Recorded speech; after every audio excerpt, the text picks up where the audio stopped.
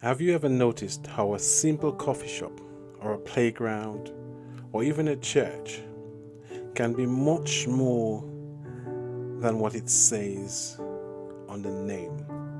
A coffee shop can be much more than a place where we buy coffee. A playground can be much more than a place we go to have fun. And a church can be much more than a place we just congregate.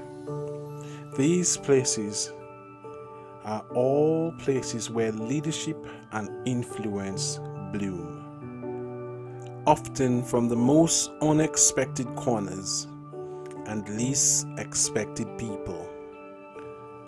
Let me tell you a story about my coffee shop. So my coffee shop at work is a place where I go almost daily, almost religiously, you could say.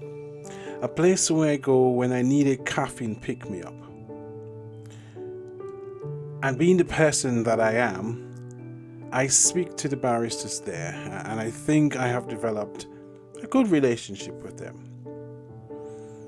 However, I remember one day while waiting for my latte, yes, I do drink latte, I noticed something about the manager that I had not seen before. Now I am sure that it's something that he's done a million times. Just that in that particular moment, it felt as if in the middle of this busy coffee shop, I was the only one there, and I was looking at a movie screen, watching the following scene unfold.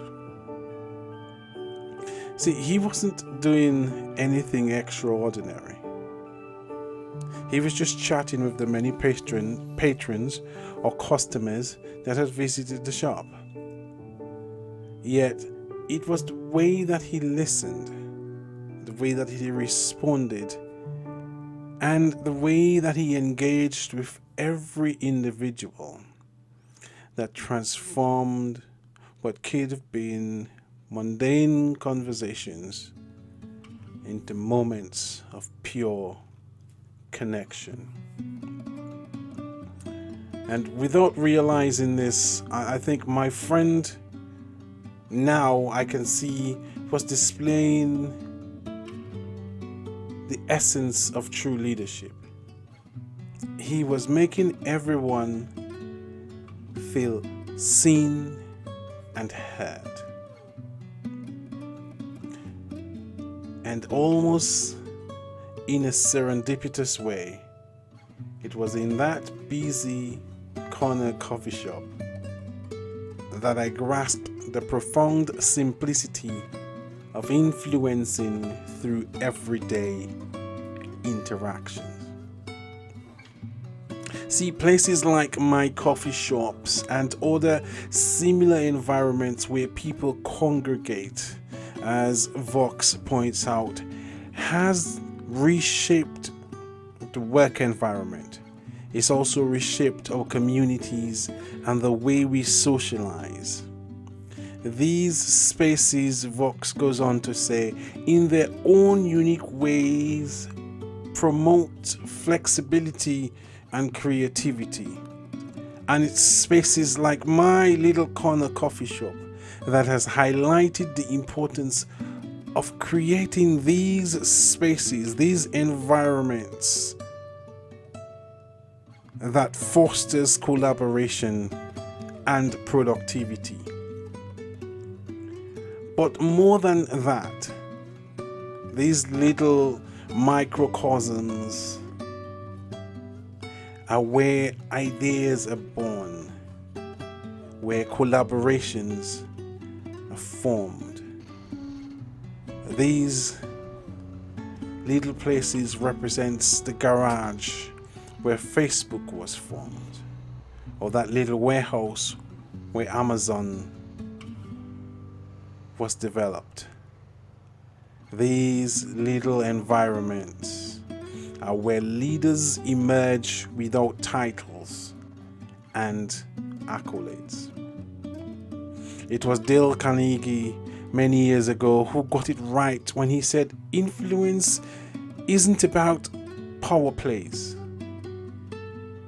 It isn't about the strategic moves that happens in boardrooms and multi-international mergers. But influence is about genuine human interaction. It's those daily interactions where everybody wins. It's about my barista making people laugh on a cold, wet, windy Monday morning, or lending a stranger who's just had some bad news his charger to charge his iPhone. See, each of us has the ability, each of us has within us this ability to influence the people that we come in contact with. But to do so effectively, we must understand the diverse personalities we encounter daily. My barista, or the manager of my coffee shop, got the fact that the people that he spoke to all had different stories. One person could have been celebrating a birth and needed someone to smile with, whereas the other person may have just had some bad news and just needed a coffee and a sympathetic face. Jonah Berger, a marketing professor and the author of the book The Invisible Influence, speaks of that unseen thread that binds our behavior. The social influence that is seen as an energy that affects our behavior. And much like the energy in my coffee shop and in coffee shop like mines all over the world, where influence is not just visible, but influence is felt. Drew Dudley, so beautifully articulated that leadership is about the everyday acts. It's about the small gestures that leave a lasting impact. It's about the firm handshake that says it was nice to meet you. It's about the gentle hand on the shoulder that says it's gonna be okay. Or that smile that says, yeah, I see you. Those actions, those small daily actions, small gestures. Even the Stoics of all reminds us that actions speaks louder than words. And what better place to act than in our everyday spaces, in the coffee shops, in the parks, in the grocery stores. What better way to show genuine actions? And I believe it was McHugh who said, being ourselves is the most potent tool that we have at our disposal. Because authenticity is not just refreshing. You hear every day someone says, he was so genuine. It is so refreshing to come across someone who is so genuine. Authenticity, McHugh said, is not just refreshing. It is magnetic. And influence is an extension of authenticity. You know, everyday spaces like the coffee shop and the church and the park. These everyday spaces are micro or miniature versions of the wider world that we live in. And in these spaces, we see the reflection of the beauty, the complexity, and the potential of human interaction. We are all leaders in our own right.